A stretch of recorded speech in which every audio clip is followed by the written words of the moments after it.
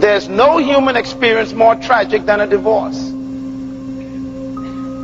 Divorce is defined as the death of a relationship. Write that down. A divorce is the death of a relationship. Again, that may not be necessarily between two married people. It may even be between two people who have been very close for a few years, and then something went wrong, and your heart goes through that trauma. That relationship died. Divorce is worse than physical death. The answer to most people's question, why is divorce so tough? The answer is because divorce is worse than physical death.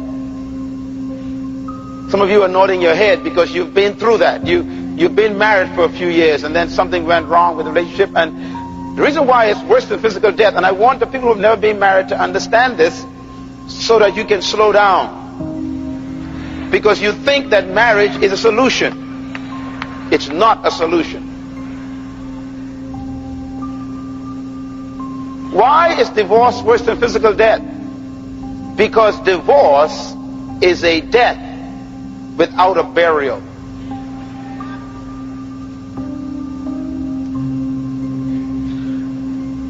It is better for a person to die than for them to get a divorce and still be alive. Why? Because when someone dies physically, you can bring what they call closure to it. You can cry, go to a wake, you can have a funeral, you can weep over the grave, you can put the body in the ground, you can cover it up with dirt, you can put a marker on it, you can put a wreath on it, you can leave the cemetery and never go back. It's over, and you never see them again. So you can bring closure to it. But when you get a divorce, the death of relationship, it's burial free. There's no burial involved. Because when you get a divorce, you can't put the person in a hole. I know you wish you could, but you can't. You can't put dirt on top of them. I know you think about it often. You can't put them in a cemetery and leave them forever. The problem is they keep resurrecting. In the food store, when you turn a corner. When you go to school to pick up the kids, there's the resurrection again. When it's time to pay alimony or not pay it, or meet at the courtroom to get it. When you go to see the kids, or to bring the kids, or to exchange the kids, there's this resurrection, and the pain keeps opening up. It's the worst kind of death, the death of relationships. That's why you do not want to get a divorce. The Bible has no arrangements for divorce.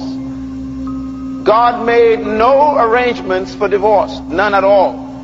So nobody wants to experience a divorce. Nobody. Now, if any of you who have never been married would like to know how horrible divorce is, I want you to find someone in this seminar who have been through a divorce and let them talk to you. I guarantee you they will talk you out of marriage.